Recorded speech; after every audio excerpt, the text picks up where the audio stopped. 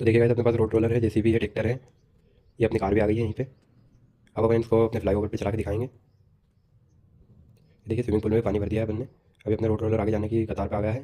ये देखिए गाइस, तो ये अपना रोड रोलर नीचे उतर रहा है यहाँ से। अब देखिएगा गाइस, यहाँ की जगह को अपन बराबर कर देते हैं, क्योंकि पीछे वाली गाड़ी में लाल कलर की है जो, उसमें मंत्री जी बैठे हैं, फुल सेफ्टी के साथ आए हैं मंत्री जी वहाँ से, इसलिए बड़ी गाड़ी को लेकर आए हैं वो।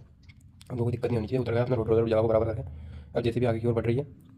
ये देखिए छोटी वाली जेसीबी है, ये 30 हॉर्स की जेसीबी है बस। यहाँ पे थोड़ा सा कचरा बचा था, उसने उठा लिया जेसीबी ने, ये बढ़ गई आगे, ये भी निकल गई है अभी। तो अपना ट्रैक्टर का ये ट्रैक्टर जा रहा है आगे, चढ़ के देख रहा है कि कोई दिक्कत परेशानी तो नहीं है। अब ये टेस्टिंग हो रही है यहाँ पे ट्रैक्टर की, तो वो देख रहे हैं, मंत्री जी देख रहे हैं ड्राइवर कैसा है। वैसे अपना थोड़ा सा क्या है, पुल थोड़ा सा ऊंचा बन गया था यहाँ से ट्रैक्टर